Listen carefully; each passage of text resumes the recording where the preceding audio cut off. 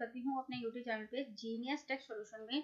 Friends, आज हम इस वीडियो में डिस्कस करने वाले हैं जो यूनियन बजट के द्वारा हमारा सेक्शन 38 ऑफ सीजीएसटी एक्ट को अमेंड किया गया है। अमेंड क्या किया गया है, टोटली उसको न्यू इंसर्ट किया गया है सेक्शन 38 को। सेक्शन 38 ऑफ सीजीएसटी एक्ट हमें कहता क्या है?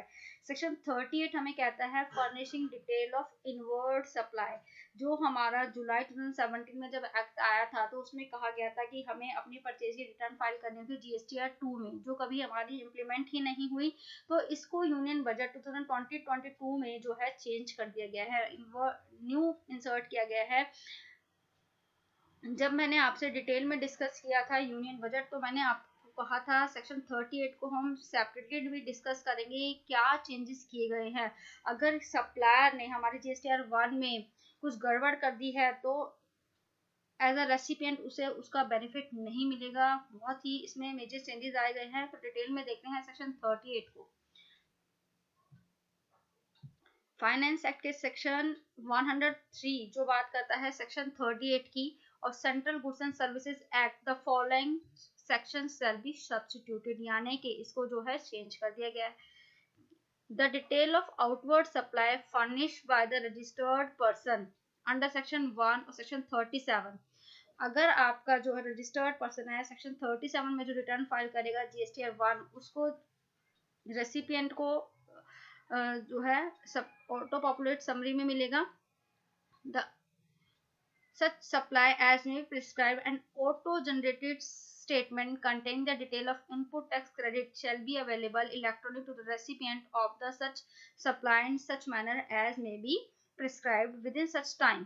यानी कि जो आज की डेट में हम बात करते हैं तो हमारा जीएसटीआर 2A में या 2B में जो है हमारे पास कॉरेस्पॉन्डिंगली ऑटो जनरेटेड समरी हमारे पास आती है कि आप इसके बेस पे अपना इनपुट टैक्स क्रेडिट ले सकते हैं। अब जो इन्होंने इंसर्ट किया है section 2, the auto generated statement under section 1 shall consist. उसमें क्या क्या होगा?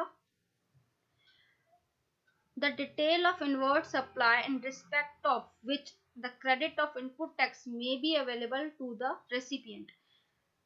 मे बी अवेलेबल यानी कि जो आपके पास इनवर्ड सप्लाई की जो स्टेटमेंट आई है उसमें से आपको सभी का इनपुट टैक्स क्रेडिट नहीं मिलेगा, कुछ का इनपुट टैक्स क्रेडिट मिलेगा। यानी कि अगर हम बात करते हैं सेक्शन 17 ऑफ सीजीएसटी एक्ट की और सबसेक्शन 5 जो ब्लॉक क्रेडिट के बारे में बात करता है, अगर आपने कुछ क्रेडिट ऐसा है जो आपका 2A में तो आ रहा है, यानी कि मान लीजिए आपने कोई कार परचेज की है एज पर लॉ, अगर आप फिट की कैटेगरी में नहीं आते हैं, यानी कि अगर आप सेम ट्रांसपोर्टेशन का बिजनेस नहीं करते हैं तो आपको इनपुट टैक्स क्रेडिट नहीं मिलेगा। तो इसी तरीके से कंडीशन लगाई गई है कि सभी क्रेडिट आपको नहीं मिलेंगे, कुछ क्रेडिट आपको मिलेंगे। The detail of supply in respect of which such credit cannot be availed whether wholly or partly by recipient on account of detail of SAD furnished by section 1 of section 37। यानी आपको सभी credit नहीं मिलेंगे, कुछ credit को छोड़ के, जो आपके लिए को पार्टली या होली उसको रिस्ट्रिक्ट कर दिया जाएगा।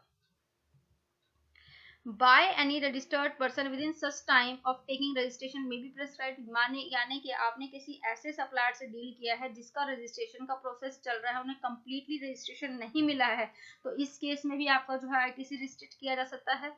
By any registered person who has default in payment of tax where such default has been continue for such period as may be prescribed, यानी कि जिस सप्लायर से आपने गुड्स परचेज करी हैं उसने अपना पेमेंट नहीं किया है, तो जीएसटीआर से भी वो डिफॉल्टर है, अपने रिटर्न्स फाइल नहीं कर रहे हैं, गवर्नमेंट को टैक्स नहीं दे रहा है, तो भी आपका आईटीसी रोका जा सकता है।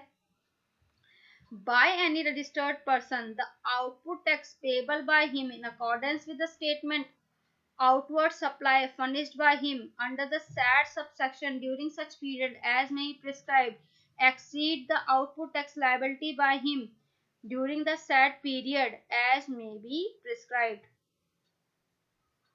जो आपको गवर्नमेंट को टैक्स पे करना है एज पर जीएसटीआर 3 भी पे करना है।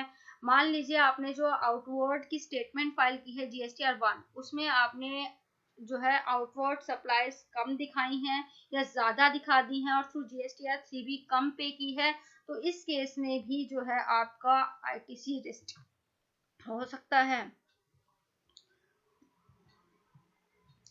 By any registered person who during such period as may prescribed has availed credit of input tax and exceed the credit, then can be availed in accordance with the clause A by such limit as may be prescribed। जो इसकी limit होगी prescribe यानी rules में आगे आपको बताया जाएगा।